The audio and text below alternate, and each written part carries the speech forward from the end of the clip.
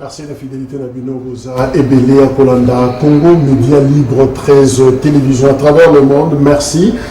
Clin d'œil na Ndeko Freddy Massangu depuis États-Unis d'Amérique.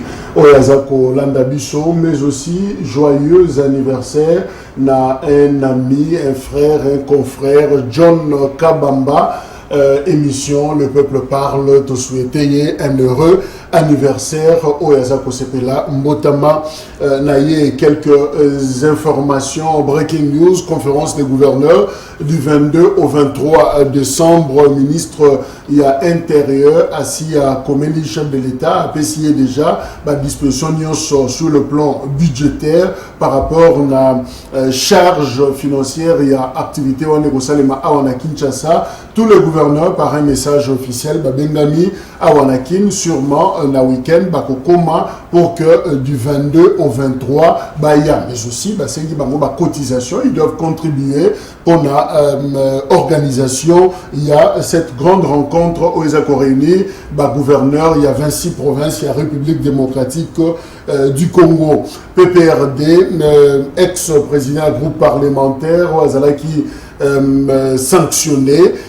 Didier Manara a finalement radié pour indiscipline et trahison. Bengani na PPRD pe basengi na ye azong sabilo na bangonyo sa parti azanango drapeau t-shirt soki chemise soki logoni azanango ben signe nyonso ya PPRD atinda muto ya kotika yango parce que azali susu membre ya PPRD te boyebi que le kozoko boma bango ezali kamba commission électorale nationale indépendante un groupe na PPRD balobi niet bango bakokota biloko na te bako répondre n'appelle la candidature te ya président et assemblée nationale, mais un autre groupe, une dynamique progressiste, révolutionnaire, il y a Constant Moutambapé à Gematembo, Bango, Bassi Bakomela qui président de l'assemblée, Balobi Baza, preneur pratiquement na offre Wana. Alors Didier Manaro Azaki, président du groupe parlementaire, il y a PPRD, il n'y a pas Kotissimotu, alors dit que ESA, ça s'inscrit dans la logique, il y a autorité morale na Bango, Joseph Kabila, Oyo Aboya, Likamba chaise vide, Aboya, pour détruire l'acquis démocratique, notamment glissement et salement par rapport au calendrier électoral. Voilà pourquoi il a souscrit la démarche pour faire avancer les choses. Or, l'autre groupe, Kassi qui est PPRD, Bazaki d'accord Nangote. Alors, ce dossier à PPRD est posé problème parce que le lobby. Déjà, attention, Ndekomoko, Kombonaye, Ardon, Boukassa, Kabambi, Yé, Aza jeune, à lobby à PPRD. Et qu'est-ce qui s'est passé? Secrétaire permanent, adjoint à PPRD, Ferdinand Kambere, à Bambi, Yé, Moulangi, Namotou, selon témoignage Naye, Tolat. Nous sommes au Colibri. Je vous dis que M. Ferdinand Kambere est un bandit. J'ai du sang avec moi. Il m'a blessé à la tête tout de suite. Monsieur Ferdinand Kambere, secrétaire permanent adjoint du PPRD. Je suis au Colibri sur l'avenue Lukusa. Je suis venu rejoindre une autorité pour finalement un rendez-vous scientifique qui aura lieu mardi de la semaine prochaine au Rotana. Monsieur Ferdinand Kambere est caché ici. Nous sommes au Colibri et il est caché derrière. Je vous le dis sincèrement, moi, monsieur Ardant Kabambi, je suis...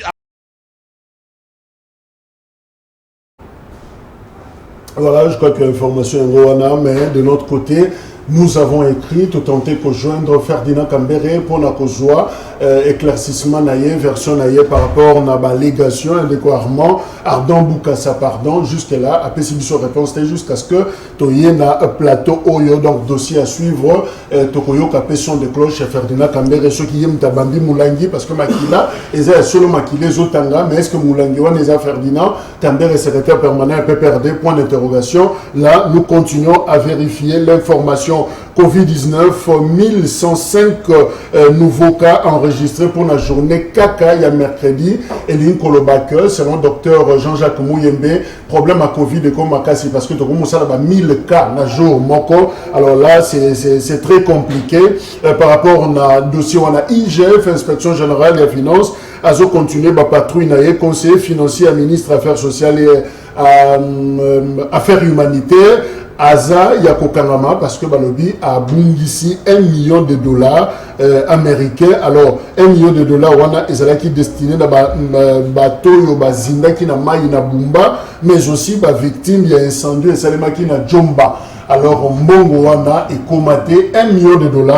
Conseiller financier, ministre Affaires sociales, né en Ngoumi en Onyoso. Alors, IGF a tché Maboko pour bailler la vérité sur Yango. Voilà les quelques informations. Bah, invité, Tozana Gabriel Mundadi Azana Bissolongo, cadre na Avis Autre Vision du Congo. Deko Gabriel Mbote. Mbote Ndeko Jacques, Mbote Nabako débatteur, Bans Tozana, Bango ensemble Awa, Mbote.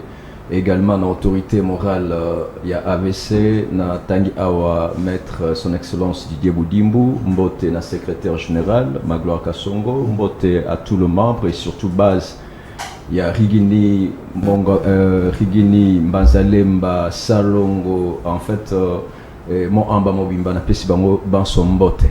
Flori Watuka, Zana Bissou Longo, Flori UDPS, Mbote Ndeko Flori.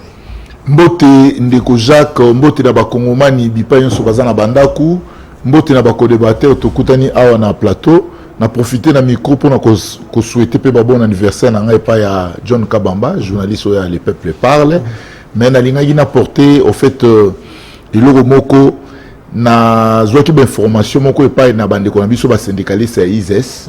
Bazali ko déplorer comportement ya DG na bango institut statistique ya na VM bazali ko déplorer comportement ya DG et mes gestions détournement et puis gestion calamiteuse et puis eloko ezali plus grave azali ko jouer une influence na kombo ya premier président vice-premier président l'honorable Jean-Marc Kabunda à Kabound, soit disant Bakutanaki, soit disant za couverture naie, et il fait des déclarations, il y a effectifs, il y a étudiants, il y a Lukuta, les syndicalistes estiment qu'ils sont déjà à plus de 10 000, mais lui présente 3 800, Azako Futate, Bambongo, il y a prime locale, il ne paye pas les agents, je crois qu'ils sont en train de déplorer, tout ça en excellence, Moïno Zangi, à s'imprégner dans la situation à ISS, à Salaka, Randenge, excellence, Moïno à Salaki, na RTNC.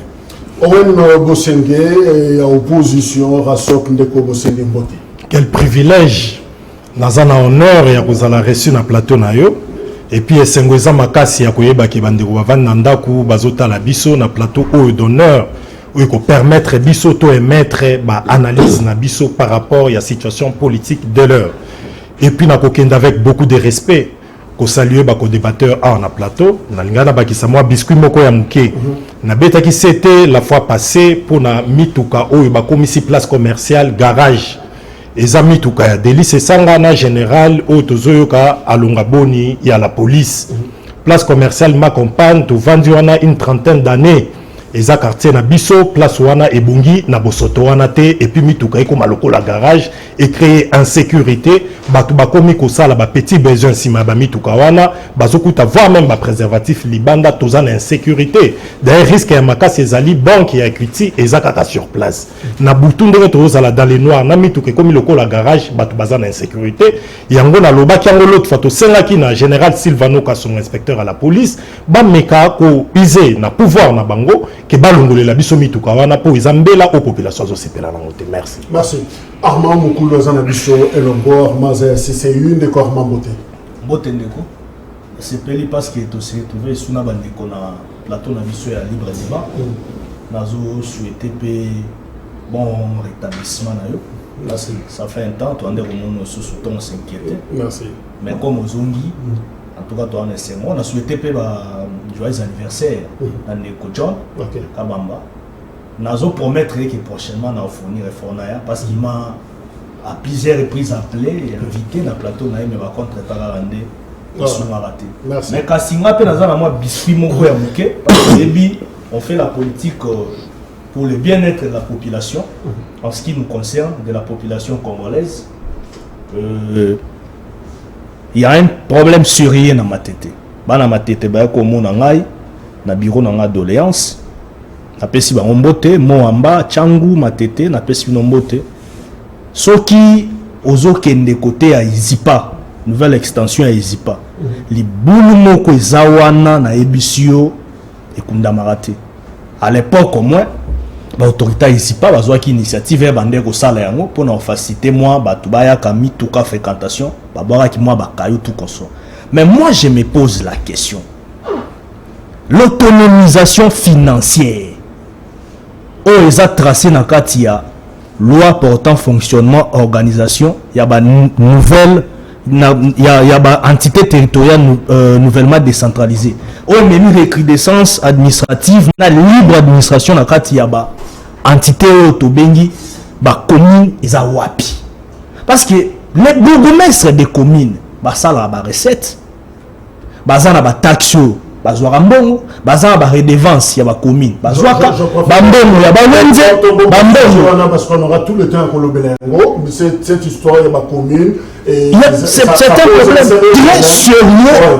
Je vais demander aux autorités compétentes notamment je ne parlerai même pas du gouvernorat provincial parce que le gouvernorat provincial apparemment a ça la rana et semblant dans Marambango mais je parlerai beaucoup plus de l'exécutif national.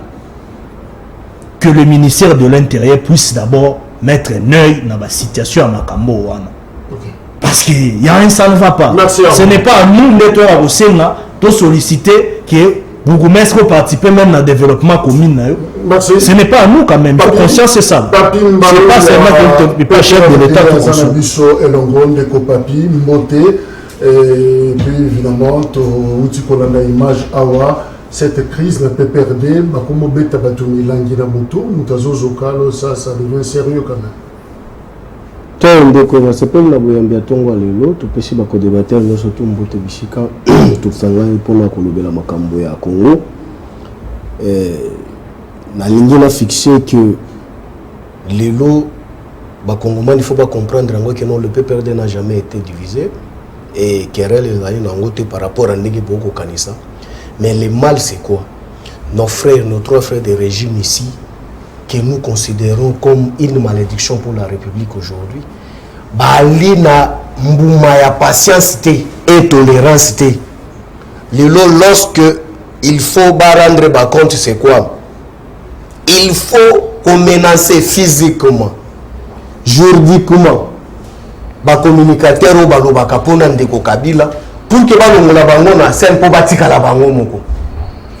Kamere a se retrouver à Kendaki vernissage, notre secrétaire permanent adjoint, à quel vernissage un livre moko quelque part côté à justice.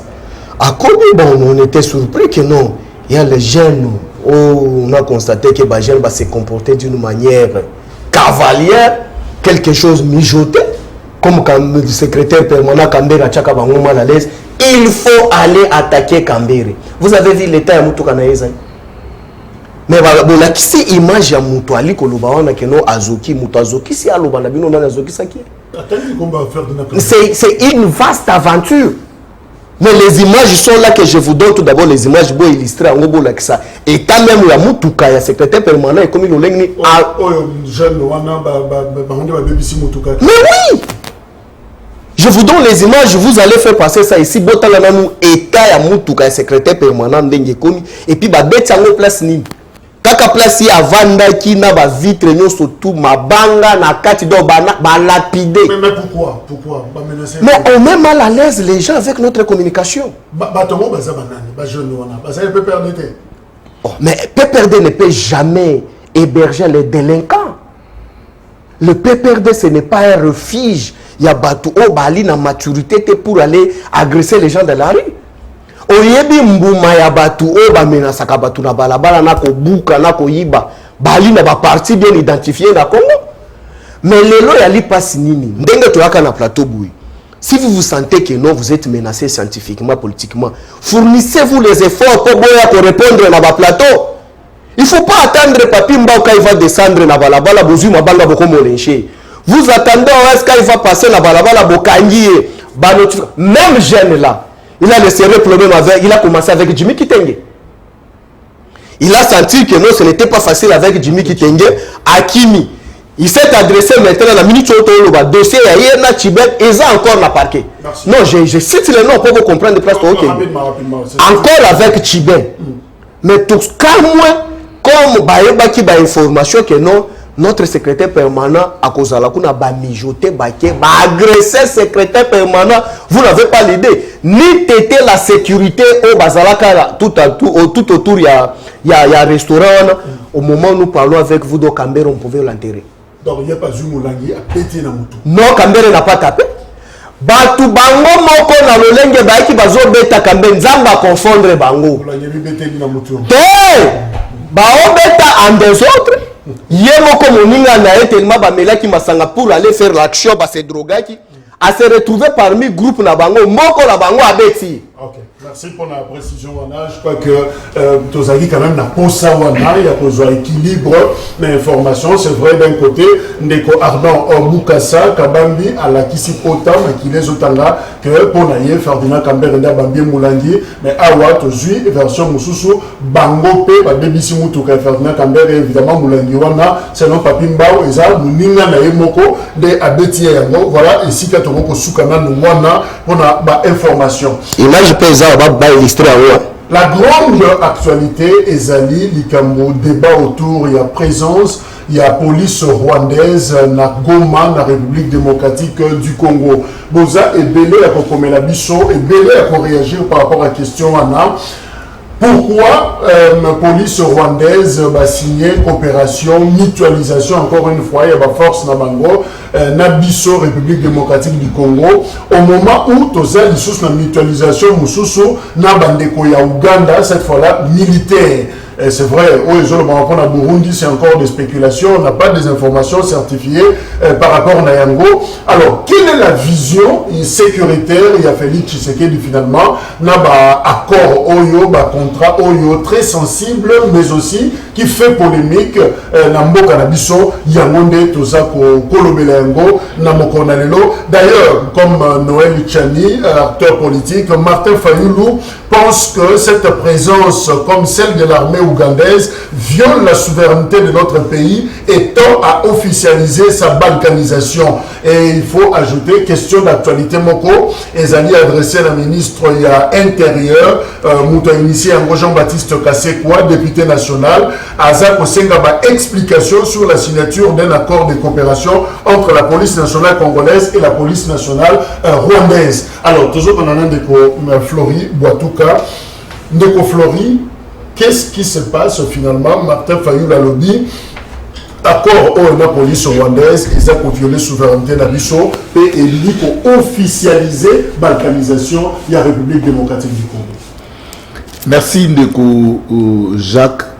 Nali koyebisa na bakongomani te biso tant toyaka na plateau tozalaka na baélément baargument en rapport ya baquestion bato na biso. Traiter ce régime de malédiction, les amis confondent parfois les termes vocabulaires ya koya ko utiliser parce que il faut qu'on rappelle à bango te malédiction ezali maloba nyonso oyo bozo kokanela moto mabe nde eloko babengaka malédiction. Soki bazali sous la babeki à côté les maté, soki baza sous la koyebisa peuple congolais te baluka kodiembela na nsima UDPS te to na bali ya UDPS te. Ndeko Jacques, nous sommes à l'est de la République démocratique du Congo, région émaillée de plusieurs conflits. Na histoire ya mboka na biso soki otali elongwe makambo ya bato kowelela bilanga, elongwe bato ya kowelela bangombe, elongwe makambo ya kowelela mabele ekomi ba conflit armé. Mais lorsque nous sommes arrivés au pouvoir, il a fallu mettre en place une stratégie. Il a fallu attaquer le problème na source na yango. Oyebi mokonzi mboka asali lecture alobi forme conflit ekomi kokende ekomi ba opération du genre ya ba groupe armé islamiste, c'est-à-dire ekomi forme ya ba terrorisme. Mais comment il faut attaquer situation ndezali? Mais il faut qu'on rappelle que l'issue n'a pas de côté. La guerre elle est conventionnelle en relations internationales.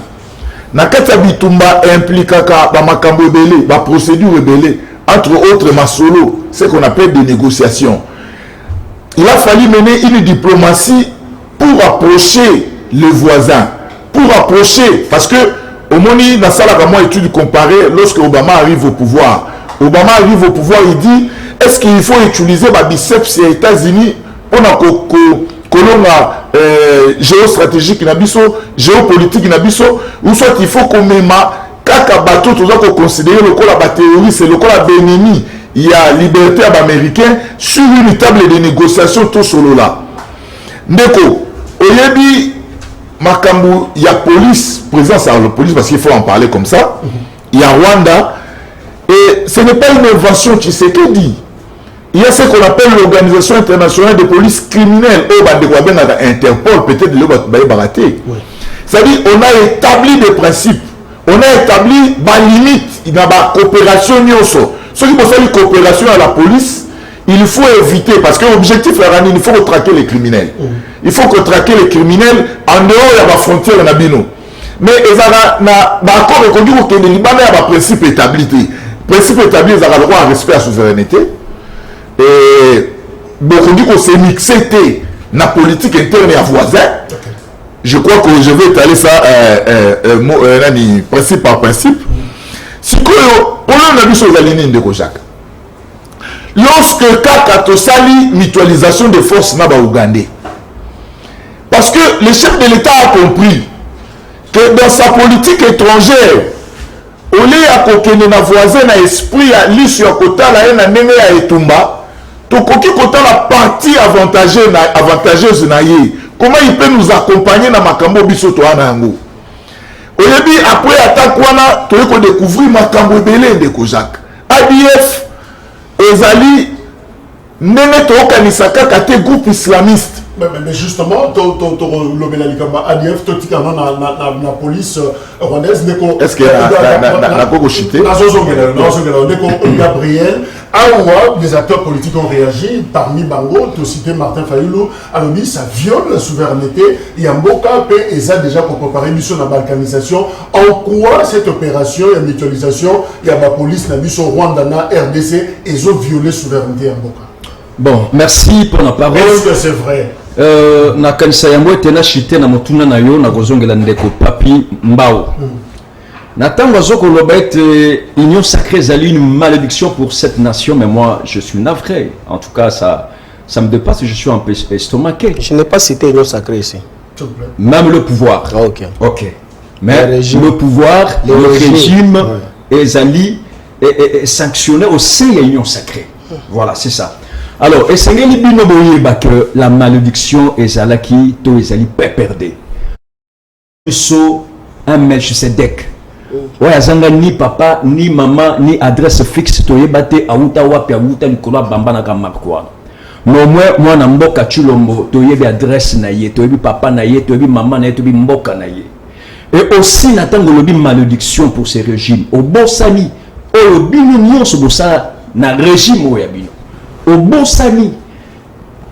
Donc, dans ce que mingi n'attend aux autres un peu d'élégance. Hein? Aux en élégance, aux à quand même mettre un peu de l'eau dans ton vin. Quand elle s'attend que Bino va perdre le lot, groupe c'est du soba leçon, alors que vous avez leçon mon côté à grouper sa peuple congolais. Voilà. Okay. Alors, pour la Zonga Sima, dossier où tu peux soulever, Ndekonangai a nié. Mais Ndeko Bonga qui siwana. Ça aussi c'est très important parce qu'il y a une opération de faisons ceci. Toujours le sujet bien mentionné déjà. Celui de Zongiwana et Golingaso, tout le monde a compris. Ok, c'est bon. Le col a épargné les problèmes des athlètes dans un sujet. Alors, dossier, il y a eu présence, il y a des policiers rwandais dans le sol congolais. Autangi, Bato, Moutuko. Ça va mécontentement na bango par rapport à cette présence dans le sol congolais, mais moi je pense que Batouana basalu libre ya kokanisa ndenge balingi parce que constitution voire même maison pesa bango autorisation wana to liberté wana ya ko mettre ba pensée na bango ba point de vue na bango alors wana etali bango mais pendant que le béteno ezali ko tracer un chemin vers la balkanisation, moi je ne pense pas parce que le peuple congolais nuance.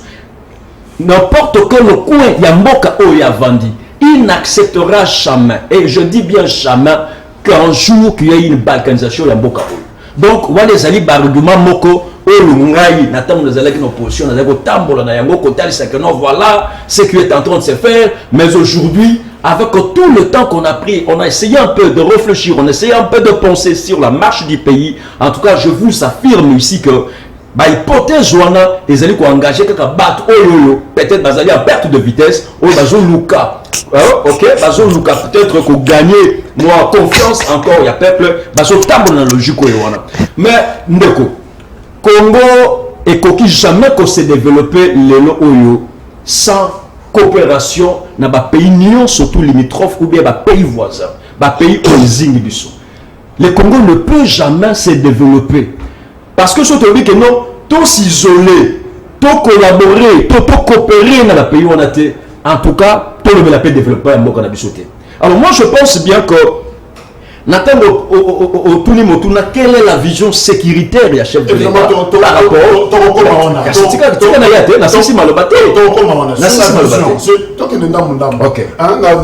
tour de table, nous allons continuer.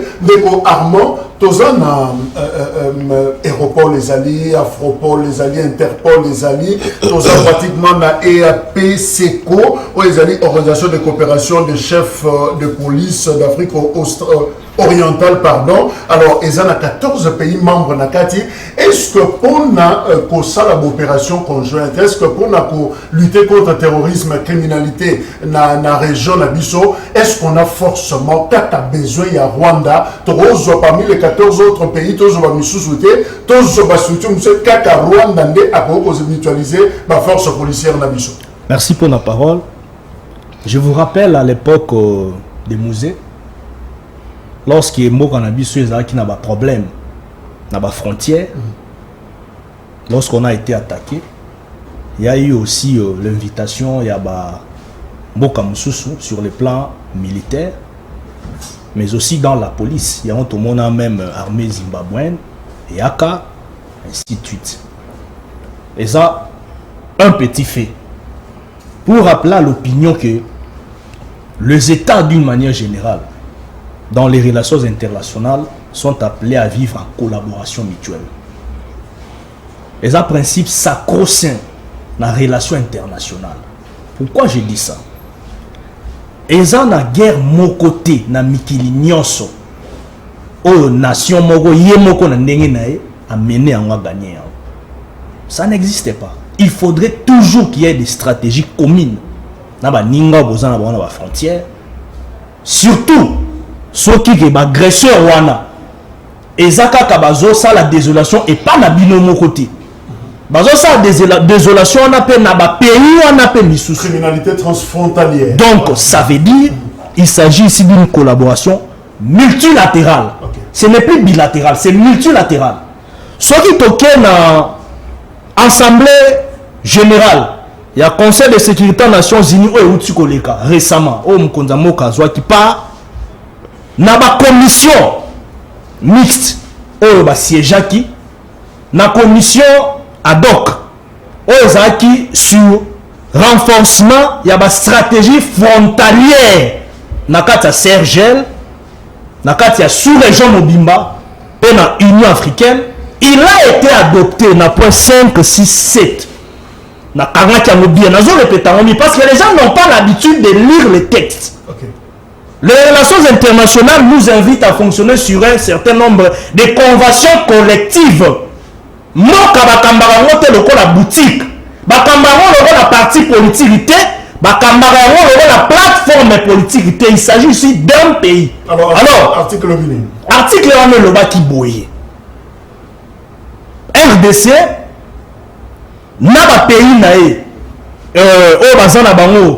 au partager ma frontière commune, va collaborer, va avoir initiative commune, va stratégie commune, de sorte à ce que va renforcer pouvoir y a éradiquer ensemble le groupe les a qualifié comme étant un groupe terroriste.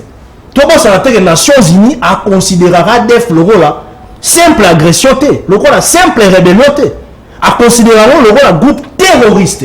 De Okaka, Bissomoro na rapport à Souka Outupé ça mais aux Nations Unies, on a considéré cette groupe rébellion comme étant un groupe terroriste. Alors, ce qui police rwandaise, les locaux il y a eu des coopérations dans gouvernement congolais.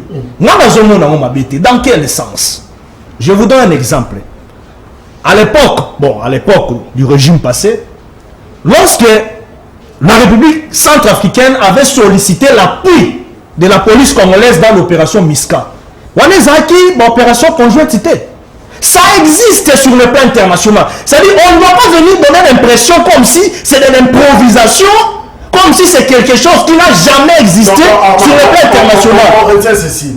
Donc, au lieu que la coopération policière, dans ma stratégie conjointe, il y a ma police, il y a ma pays, et ça normal. C'est tout à fait normal. Okay. C'est tout à fait normal. Parce que, vous savez, c'est un exemple. C'est là. Je préfère tellement personnel pour la raison. C'est exemple. C'est là, exemple. Parce que les gens ont toujours tendance à prendre les côtés négatifs du Rwanda. Bien que tu dis que Rwanda nous doit beaucoup sur le plan sécuritaire, ça on le sait. Mais on ne doit pas toujours prendre le côté négatif du Rwanda. Entre-temps, il y a un principe sacré des relations internationales qui nous oblige à coopérer, à collaborer pour des intérêts qui nous sont très chers. Alors, Papi, en quoi ça dérange cette coopération policière, stratégie conjointe au RDC, général Amouli, Azalaï Kuna, pour la représenter Bisso du côté Rwanda, c'était le général Dan Munyunza. Alors, en quoi ils ont dérangé, en tout cas une partie, il y a la population congolaise pour dire qu'on ne peut pas. Mabeza. Jacques, avant que l'on répondre, il faut qu'on essaie un peu de recadrer Batumoussoussou.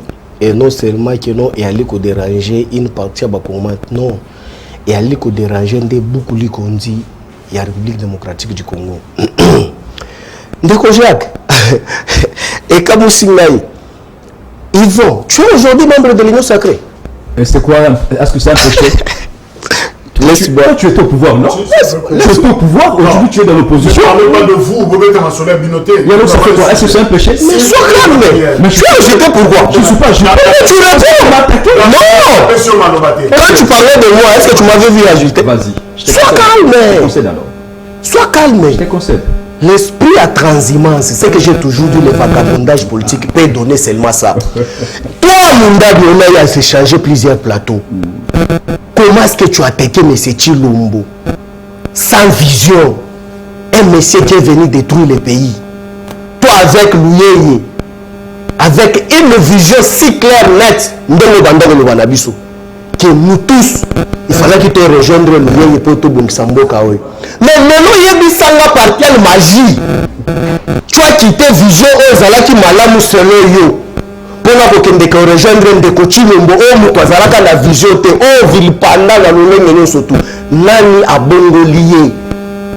Et puis tu es allé au-delà. Au lobby que non, tu me mets bien un monstre na Congo, mais si c'est dès qu'à Kitawa, au lieu d'adresse à M. Chilombo, mais c'est décevant. Ça, c'est un débat de caniveau. Mais c'est Chilombo est ici à Kinshasa, na limité, oui, précisément, pose-moi l'adresse na Katanga Kabila, je vais te le montrer. Si tu as besoin d'adresse à Kabila, Nandago, na Bango, na Maman, na Bango, je vais te le montrer. Si moi aussi sur le plateau, si j'ai besoin d'adresse à Louyeye et place au outil, est-ce que c'est important? Toujours à la police. Et puis ça capace, lorsqu'on change de parti, on ne sait pas même parti socialiste et Alinini, centre et Alinini, de parti libéral et Alinini. Donc on doit seulement changer sans pour autant avoir la vision. Voilà, il se complique la vision. À quoi nous dialoguons? Au nom de rien. Non, l'union sacrée, on est en train de vous donner le son Oyo, Yomokozo Sakize. Je suis déçu. Parce que tu es allé dans ABC. ABC a allé partir à gauche ou à droite. Est-ce que toi tu fais... Oh, mais tu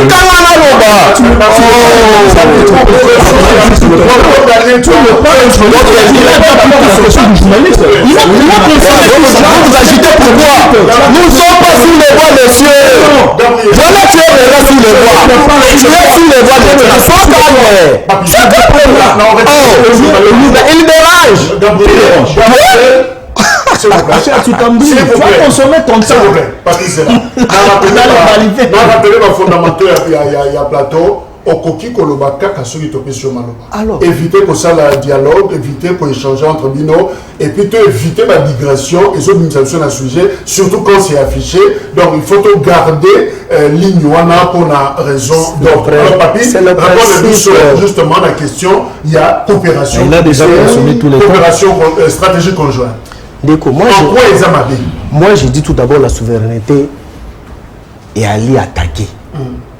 Pourquoi est-ce que la souveraineté est allée attaquer?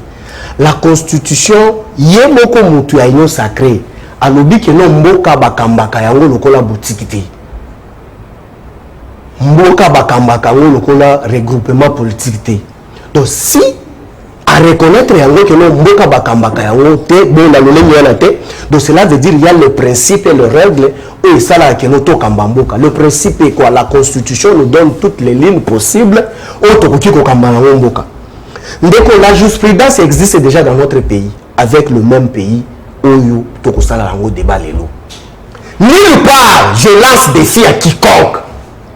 Nulle part na ba boutage no surtout ba oti koloba awa dans le monde où moi j'ai vu que non, pour éradiquer les terroristes, il faut faire le makambo ko sala malelo na régime tilégeli tozu ba policier à côté baya côté pour ba policier nulle part on peut ça bango ba ko yebisa yo. Je viens ndeko souveraineté et ali touché pourquoi? Parce que la police à Rwanda est dépendante du ministère de l'Intérieur na état-major na bango. La police à Rwanda une fois bali na sol ya biso ba kongomani bali ko dépendre la souveraineté ya ba institution na bango na Rwanda. Ce n'est pas ici chez nous ministère de l'Intérieur na biso oyo ekokamba la police ya Rwanda wana te. Donc cela veut dire que madele oyo bisika ba police ya Rwanda bali ko sala sécurité c'est considéré sous gestion ya leadership na bango ya souveraineté na bango ya Rwanda. C'est faux. Oh. Continue. Dans toute négociation. Mais on ne peut pas laisser passer les gens. Papi, continue. Je m'explique. La pollution l'administration publique n'a biso ali ko kamba bango. Je rappelle Malobaya général Dan Munyunza, chef de la police ya Rwanda alobi, la police rwandaise est disposée à installer une base opérationnelle dans la ville de Goma pour lutter contre les terroristes. Voilà. Même alobi yango. Dan. Il dépend de qui? Il est disposé. Laisse-moi développer. Bali disposé, Bali. Il a trop de temps. Je n'ai à peine de commencer. Vous l'interrompez pourquoi? Apparemment, moi je dois entrer d'alléger ici beaucoup de ces émissions. Non, continue. Parce que ça trois émissions, il s'agit inutilement. Même c'est la émission. Alors, bon, s'agit de bandeko on a bakoti na mabele ya Congo bakoti na mabele ya Congo na mission na bango bien précis. Ye moko alobi yango bali disposer pour na koya ko bengana ba terroriste au Bali na Congo. Avec une base opérationnelle. Avec une base opérationnelle. L'opération là, c'est l'opération de la République démocratique du Congo. Si je prends l'opération de la République démocratique du Congo, là na lobi bondeko. Ye moko ndeko chilombo na message na le parlement.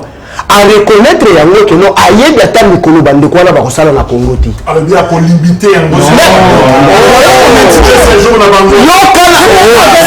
je m'assure ce que je dis.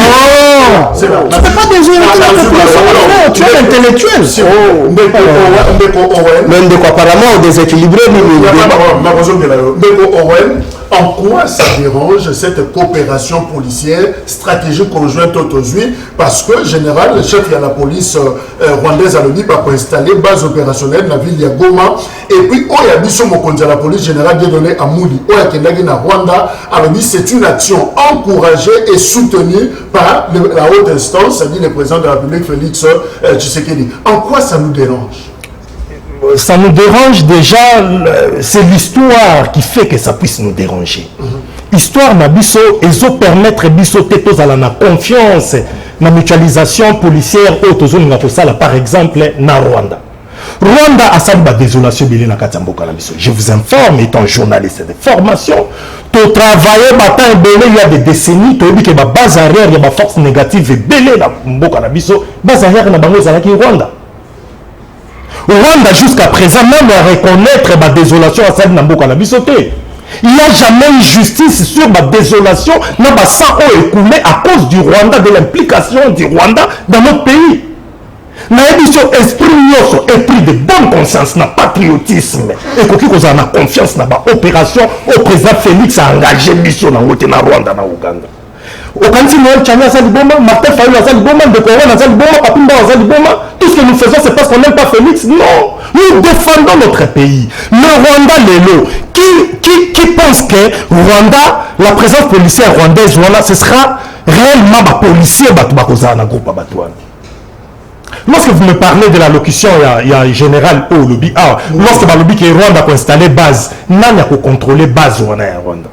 Alors, il faut que ça ait un rapport, il y a un locaux minière, qu'on a est et américain, ou même quand on a la présidence, pour passer la contrôle, qui va tourner à quelle autorité gouverneur provincial n'a pas besoin autorité à Kinshasa, la contrôle sur les Rwanda. Tout le monde dans les relations internationales, qui va évoquer la relation internationale, nous tous on a fait la politique étrangère, tout les relations internationales, c'est notre matière. Les relations internationales, comme ça, la Babiloko, Bolobi, la mutualisation de la force, oui, c'est normal, mais vous le faites avec qui? Le problème, ils ont se posé. Quand dit ce ça qui est local, par exemple, la police angolaise, la police il y a Congo Brazza, la police peut-être il y a Kenya, tout le monde a inquiétude, on a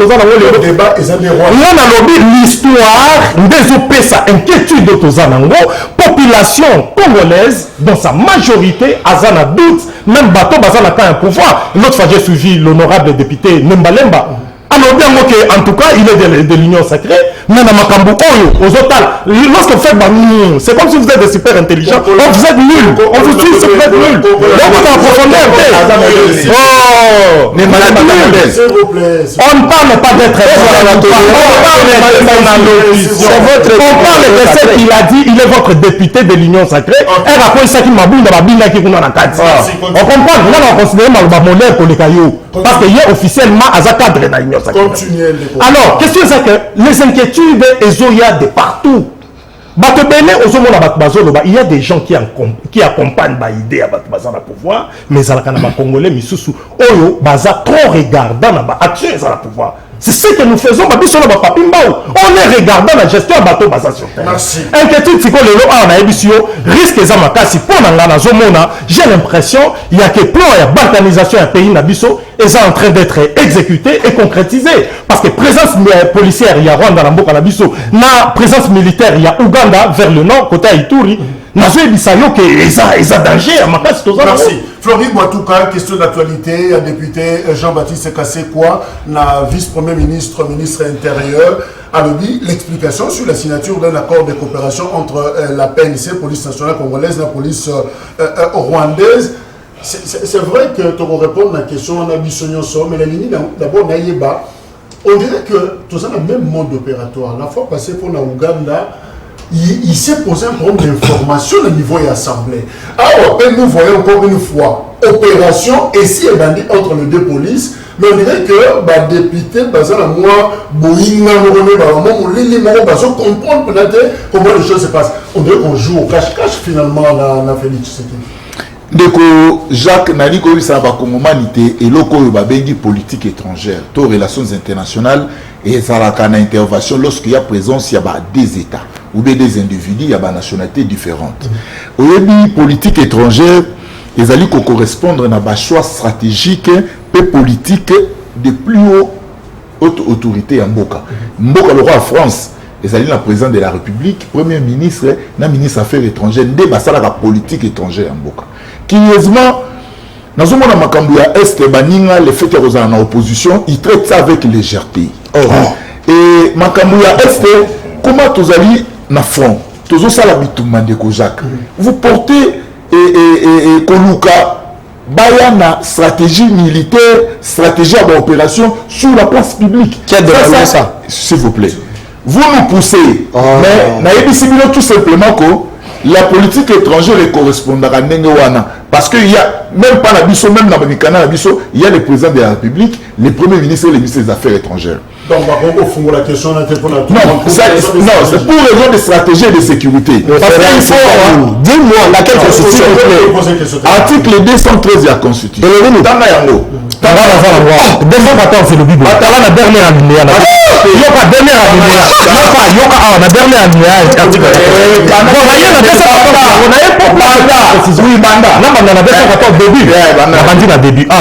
Les traités de paix, les traités de commerce, les traités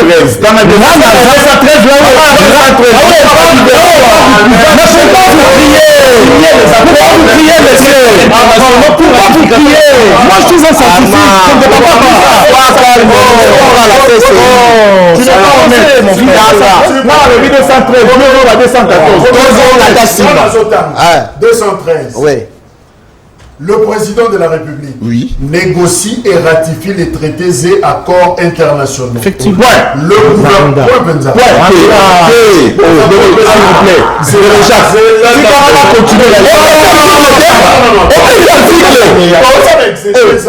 Le gouvernement conclut les accords internationaux non soumis à ratification après délibération. Non soumis. Il en informe l'Assemblée nationale et le Sénat. 214. C'est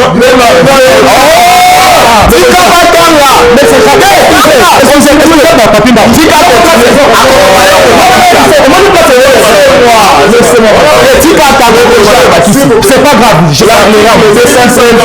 L'article 213 ça n'a même pas argumentaire. Le PC Mokonzambo Kandingisa, Yakosala, traité, signé, non ratifié. S'il vous plaît. Non.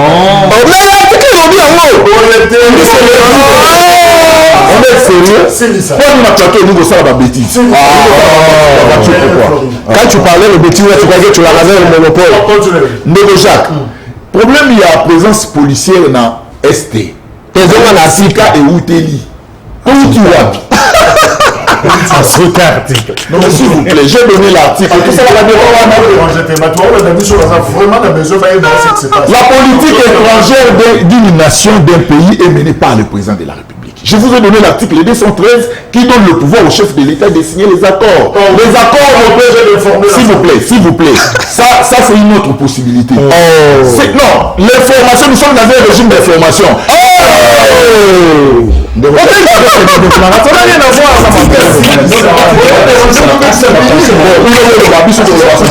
pense que nous devons être sérieux. Moi, je suis né dans une famille. S'il vous plaît. Parce que j'attends. Vous ne pouvez pas donner l'occasion à battre. Nalobi Naza pour insister, l'article 213 de la Constitution et puis si mon Konzambo a pouvoir, il y a signé des traités internationaux. Je pense que dans l'outil na makambu ya police et outil kunate, outil ko démontrer na baninga wa que ba coopération existaka. Déjà vers année 90, ba coopération ezali ko salema ba policier belé à monde entier ba s'impliquer dans la situation parce que l'objectif est à la radine de Jacques. L'objectif c'est de rétablir la paix. L'objectif est de construire une institution afin de stabiliser la paix dans une nation, dans un État. L'objet est à Bongo.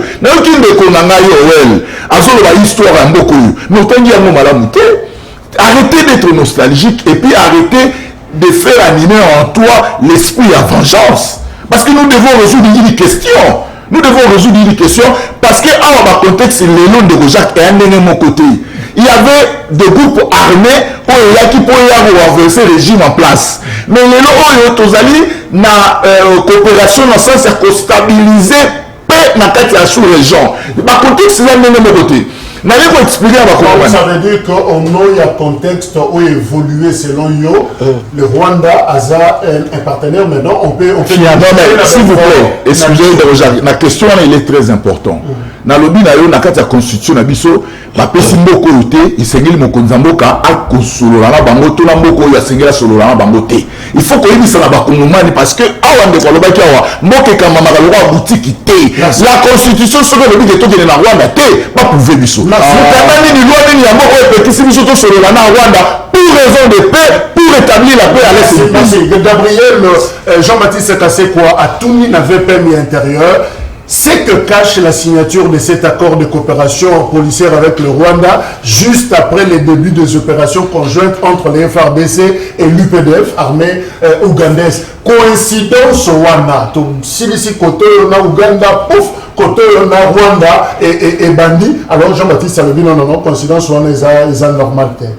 Je crois que la concept la mingi parce que l'attente sur la Awa c'est pour l'intérêt de notre pays. Ça, c'est une question tellement pertinente aux alliés touché Mokanabiso. Et nous ne pouvons pas prendre cette question à la légèreté. Bandeko Banso Bazali Banda, Bazazola, même Bazali Banda ya Congo. Bazali qui a beaucoup plus d'intérêt par rapport à cette question. Et ça, c'est une question purement sécuritaire. Autant que comme député, je crois que Ezali ko faire partie de la prérogative en tant que député, Aïe banako interpeller le ministre pour que Aïe après sa information par rapport à l'opération Nyon, surtout dans les cas à l'est du pays. Mais au moins s'il faudra faire un petit tour en arrière, dans ce planning n'attend Alain Foucault à l'Obakada Joyo. Un peuple sans histoire, c'est un monde sans âme. L'histoire nous révèle ceci. L'époque, il y a Joseph Kabila, ouais, Papi Mbao. Est-ce que l'opération militaire n'a pas de Salema ou bien Salemate? Si c'est Salema. Oui. Et Salema, Natangu, Bayokani. Et d'ailleurs, c'était ça. La raison qui avait fait que invincé la caméra na pression il y a Assemblée nationale 2010 oui 2017 et ça n'est pas cas le basika et quel a été le résultat il y a action au bango basalaka résultat de la gagné mais alors que le lot déjà d'opération conjointe na armée ougandaise il y a déjà des résultats escomptés qui sont sur le terrain. Il y a déjà des résultats. Pour ça, l'information est surtout. Donc, exactement, il y a un monopole, il y a que détenir toutes les informations. Oh non, ça c'est faux. Et s'il faut qu'on soit la mutualisation de la force ONU, tout le monde qui est en gros, pas seulement avec le Rwanda, mais la RDC, ça la mutualisation, il y a la force dans la République centrafricaine pour que traquer Joseph Kony. Et que lui, ils sont résultés, que ça n'a pas dit. Alors, le dans le discours il y a Mobutu. Alors, s'il faudrait faire la paix ou signer les accords avec le diable de façon que la paix rentre, retourne au pays, je le ferai. Diable de Rwanda.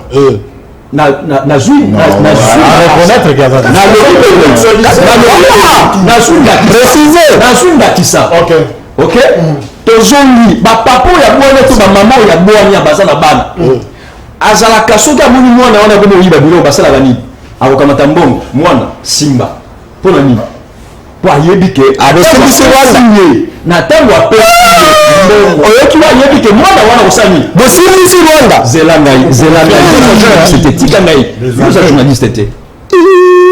Papa dossier ezali koleka awa le chef de l'état Simbisa bandela la bisi mabe ya coopération c'est moi qui ai la parole papi tika kwa mbouye ici quand on est en train de faire cette coopération que ce soit sur le plan il y a des militaires ou bien sûr naba policier et la question c'est que Congo ezali état faible. Et l'accepté que Congo, tout ça, armé, tout bien, tout ça dans la publicité. Et on a accueilli, et pas une découverte. Nathan, on a accueilli, Batouana, Bazali, sous l'autorité, Bakos, Nabango, et puis, place où Bazali, occupé, Bango, ne va pas contrôler, non, ça c'est faux. C'est moi qui l'ai dit. Nabi,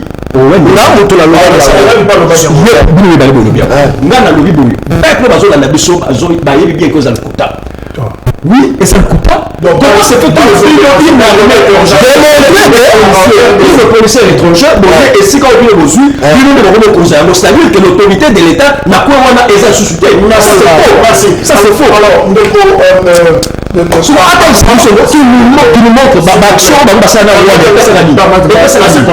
poser question. Alors, Neko Armand, toujours la question, il y a député. Alors, pourquoi ne pas doter la police nationale congolaise d'avoir moyen pour que ça la opération contre le terrorisme ou il y a opération conjointe au Rwanda. Il y a à lobby. Est-ce que pour quitter pour former d'urgence une unité de police anti-terror, par exemple, la police de Mugunga, il y a une école de Kuna Goma, est-ce que mon autre une opération et tu as pour former une unité spécialisée dans la question là au lieu que tu fourres comme ça et pas ma voisin? Oui, c'est vrai, c'est un fait. Quel est le vrai motif de Rwanda? Attendez, c'est un fait, mais il faut dans ça moi parallélisme des faits. Pour question d'orientation pédagogique, il y a bateau Balanda Bissou. De quoi soulever point très important à l'époque où Vital Kamerhe, ça l'avait même coûté les prix au perchoir de l'Assemblée nationale, parce que Vital Kamerhe a le bac qui informé.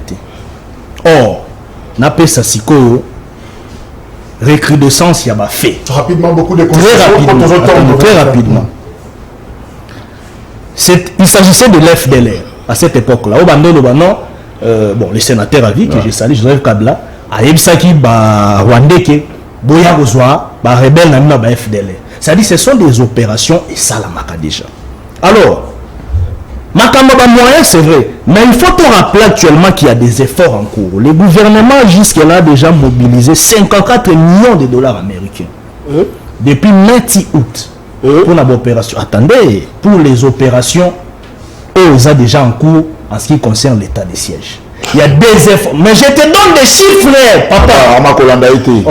Ce sont des questions très sensibles. Il ne faut pas minimiser les efforts du gouvernement. Ou soit les efforts fournis par les chefs de l'État. Ça, ce n'est pas bon. On doit être quand même des responsables face à cette situation qui prévoit à l'est de notre pays. Et ça, on va peut-être minimiser. Alors, Assemblée nationale a informé de l'opération conjointe. Non. Le président Mosso l'avait rappelé lors d'une plénière. L'Assemblée nationale a été informée. À l'époque, nous avons rappelé au milieu de la complainte. Et heureusement, nous avons été copiés. Notre document n'a plus. À l'époque, en août 2019, nous avons sa délégation au Parlement. Il y a un rapport. Il y a un rapport à la Commission de défense et sécurité. Au niveau de la commission de défense et sécurité de l'Assemblée nationale, ils ont fait des recommandations au niveau du gouvernement. Et c'est sur base de la recommandation des recommandations qui ont été adoptées au niveau du Conseil des ministres. Mais au moment où l'état-major général Nabiso a bandé déjà la démarche avec l'état-major ougandais. Ils ont eu à organiser la structuration des événements, mais l'opération au Salam. Jusqu'à ce qu'aujourd'hui, l'armée ougandaise a continué, et puis l'opération est en cours. Donc, que les gens ne viennent pas tromper la population ou quoi, désorienter la population comme si l'Assemblée nationale a été informée que d'autres gens ont. Merci. Alors, non, on a chuté. On a chuté. Nous avons rappelé de Repapimba ou à toi, le bio, un de quoi lobby, l'opération en cours, ils ont déjà le résultat. Non, je dois te rappeler que ce qui totali, par exemple, le Nambour en Abisso, ce qui totali na Momo en allant vers commande, ma première frappe au Bétarion et bombarda qui coule. Des résultats. Attendez, et bombarda. Oui, et ça résultat. Il ne faut pas me minimiser.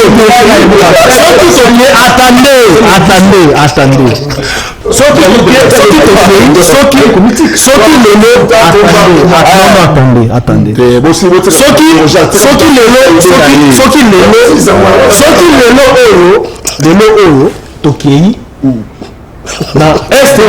Vous avez senti qu'il y a des avancées sur le terrain. Okay. Alors, moi je ne vois pas pourquoi est-ce que Bandeko va minimiser l'opération. Par exemple, l'opération sur le terrain. La coopération continue. La police rwandaise et la Est et Ambo. C'est une très bonne chose que nous devons encourager. Alors, Neko Papi, tu as Nasuka. Comment comprendre finalement vision, il y a sécurité, il y a l'actuel président Félix Tshisekedi.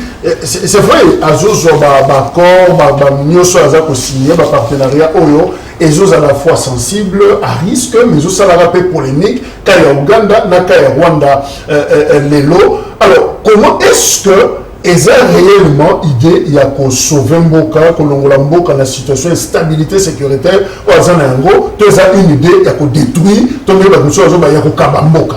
Comment comprendre sa vision? Et tout d'abord, la vision n'existe pas. Les gens ont une vision sécuritaire. Exact. Parce que ceux qui vision, il y a mon Mboka et la sécurité Zalaki, bah pour eux, on représenté sur les plateaux, ils pouvaient nous les présenter. La question vision sécurité et puis c'est dénommé en quoi? Oui. Si principalement tout d'abord la vision et la gestion et la moka et il sacré à Kokamba et réalité comme réalité même comme réalité, mais c'est là où on peut énumérer la sécurité sociale makamone surtout les amakati.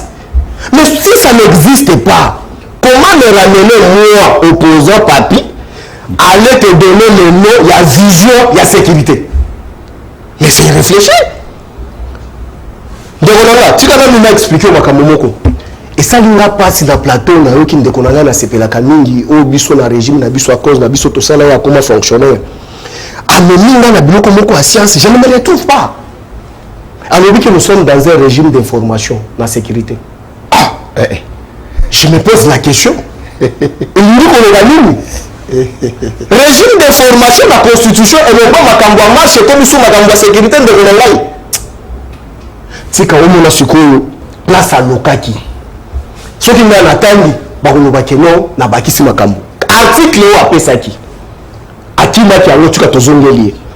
Le président de la République négocie, ratifie les traités et accords internationaux. Point. Le gouvernement conclut les accords internationaux non soumis à la ratification. Tu comprends quoi par là? Explique. La ratification, c'est quoi?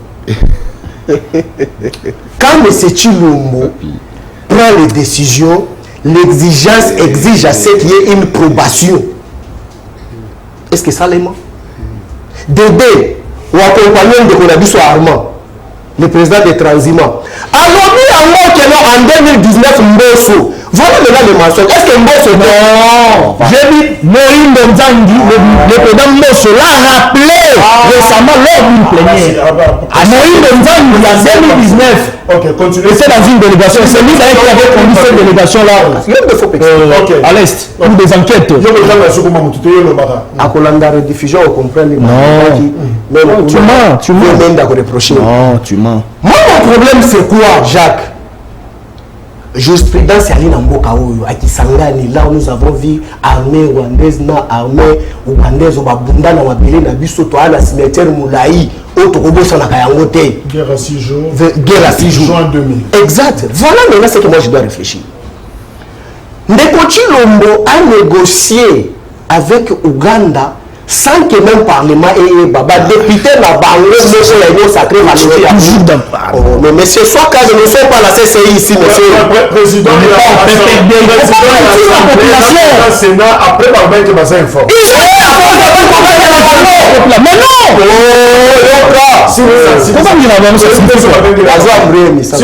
Parce que la camouflage est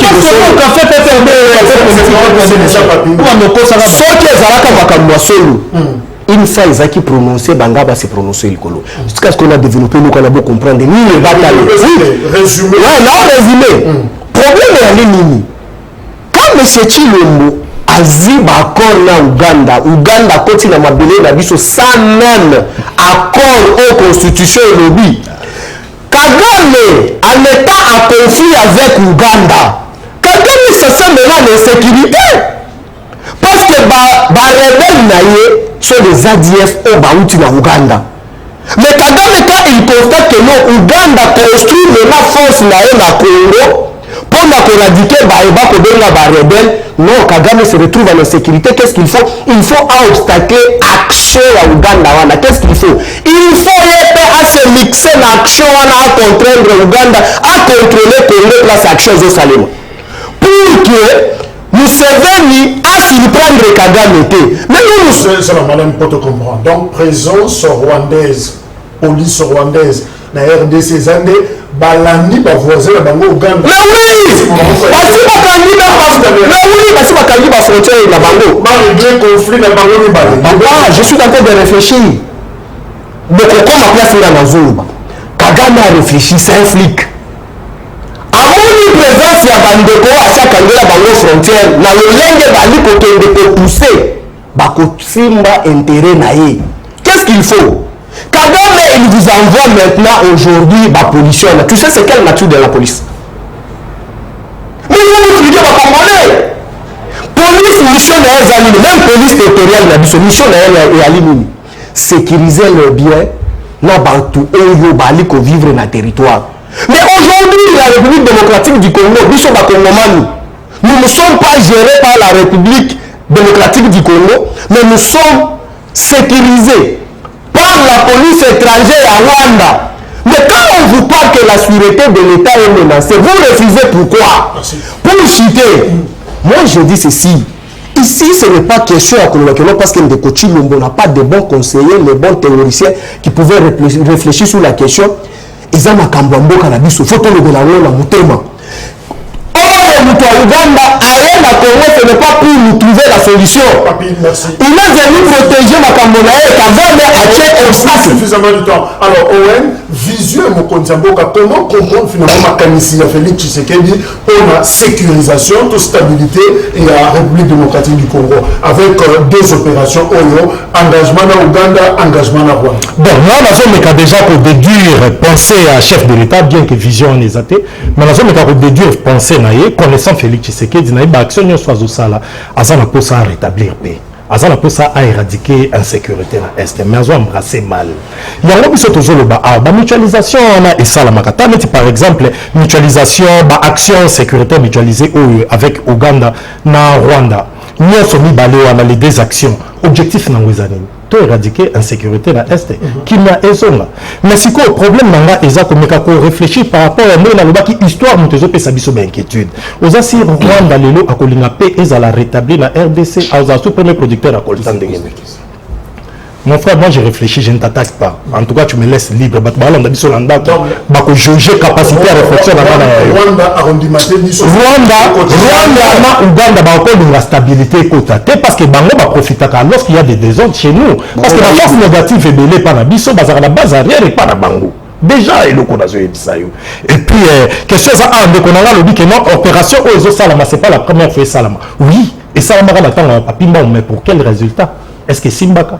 FDLR nyoso éradiquer bango non ils sont toujours là mata ko vers le nord ils sont mata ko ta kisanga ni kuna likolo pour une équipe qui a échoué on la change c'est que ça la stratégie moko mutualisée sur le plan sécuritaire na Rwanda na Uganda où le marché ça devrait nous servir de leçon c'est qu'on doit partenaire sur le plan sécuritaire qui bango ils ont bonité que basala pa la coopération militaire basala mais vous le faites avec qui quand on a battu oyo na esprit na courant des esprits bazo reconnaître ba méfait na bango le cimetière to la documentaire na Kisangani ndenge bakufa likolo ya théâtre ya conflit ya Rwanda na Uganda lelo Kagame talaka moment oyo bazo ya agir na moment où Assemblée nationale na biso baza na vacances nde na moment ba ko agir ndeko nanga atanga ikomba député moko amenga atanga petite ya madame la jumelle et ancien chef de l'État il est passé à la inquiétude voilà il y a ba opération talaka lorsqu'un député représentant la population ko ba na base na yeni na ba sobo même tu t'aka na yena zoni na likambu awa il y a article 214 article 214 et le bina biso boui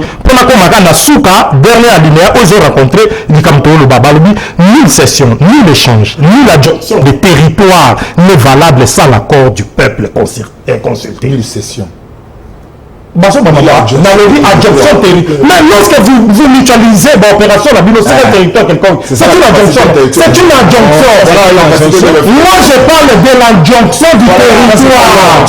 Mais international ici. Mais contredis-moi alors scientifiquement. Vous pérennisez la balkanisation.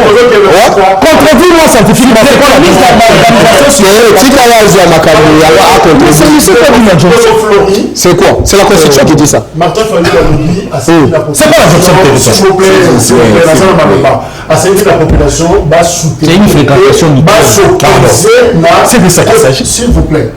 Va s'opposer à l'opération Oyo policière de Salma Rwanda RDC. Faudrait-il qu'au stade actuel, la population a accompagné les commissions de télémélaire?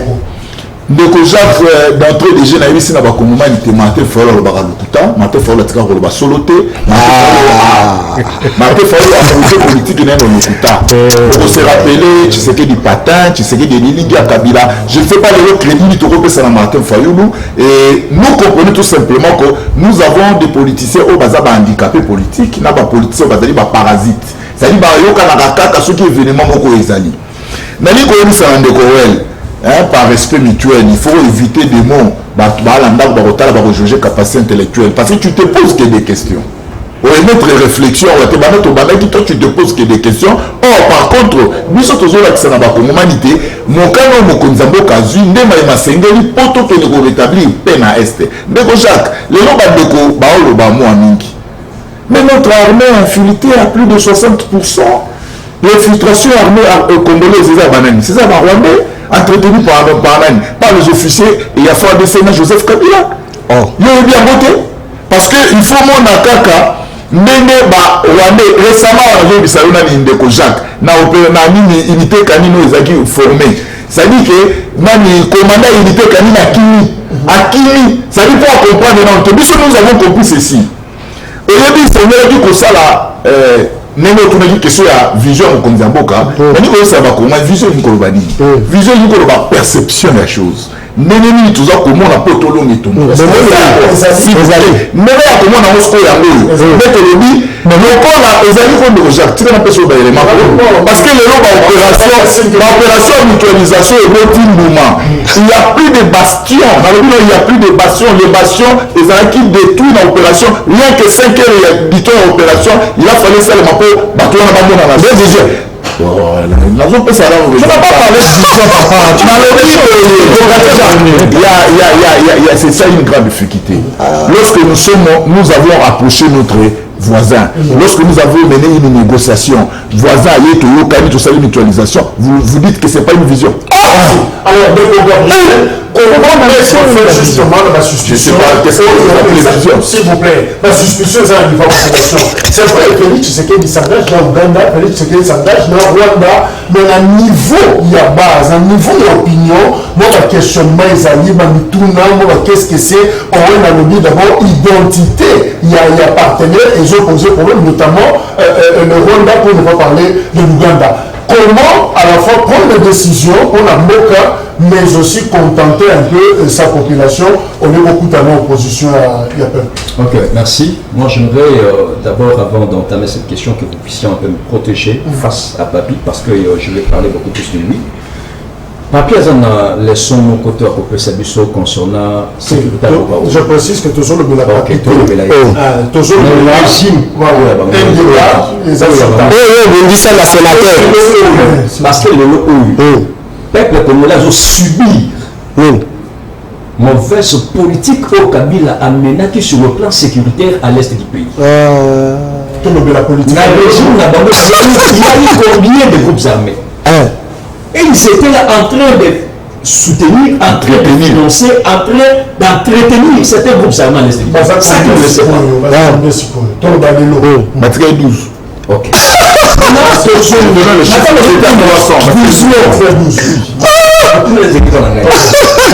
La vision sous leur régime, tout le monde a qui monte à 1. Tout le monde a qui monte. Mais ce n'est pas une vision. Mais c'est quoi dans la vision?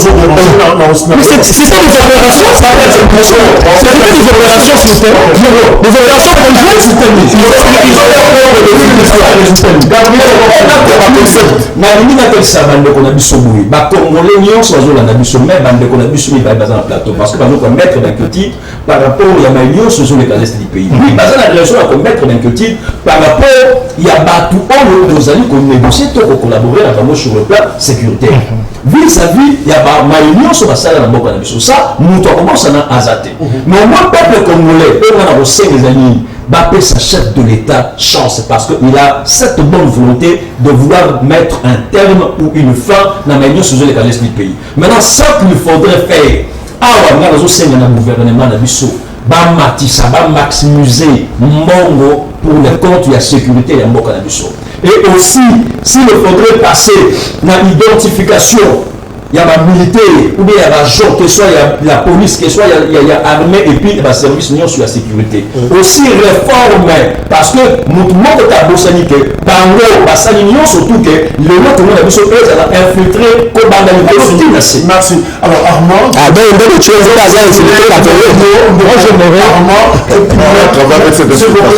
s'il vous plaît, est-ce qu'on ne peut pas se dire qu'il y a un danger, Mokeza Kokende, toutes les coopérations, les coopérations naïves, pour ça là, tous les battre le bon commun Oyo, partenaire à Bombi.